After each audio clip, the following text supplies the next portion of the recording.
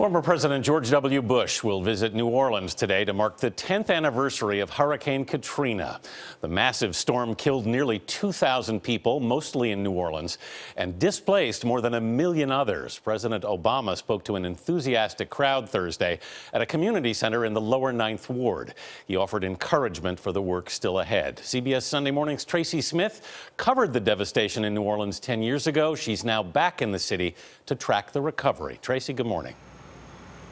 Good morning. When first running for office, President Obama promised to help rebuild this city devastated by Katrina. 10 years and 6 visits later, he was back on the streets that had been underwater, praising their progress. President Obama greeted people living in a community trying to rebuild. Received with smiles and hugs, he strolled through the iconic Treme district, one of the oldest black neighborhoods in America. Just because the houses are nice doesn't mean our job's done. The pristine streets and manicured lawns were a stark contrast to the tatters Katrina left behind a decade ago. The world watched in horror.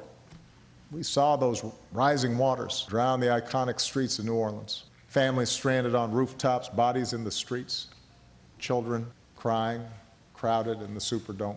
What started out as a natural disaster became a man-made disaster, a failure of government to look out for its own citizens.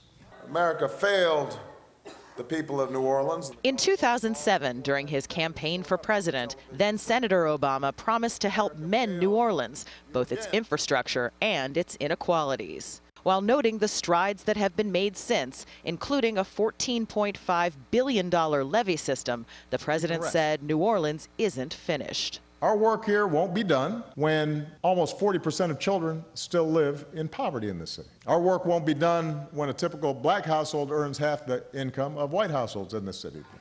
The president ended with a message to the people of New Orleans, calling their city the gate to America's soul.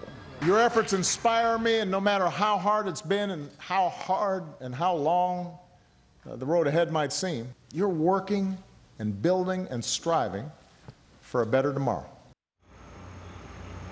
Now, the president says the rebuilding is an example of what can happen when state and local and federal governments all work together. Now, as you mentioned, former President Bush will visit a school here today, and on Saturday, former President Bill Clinton will visit here to commemorate 10 years of rebuilding. Nora? All right, Tracy, thank you. Still hard to believe it was 10 years ago. Yeah.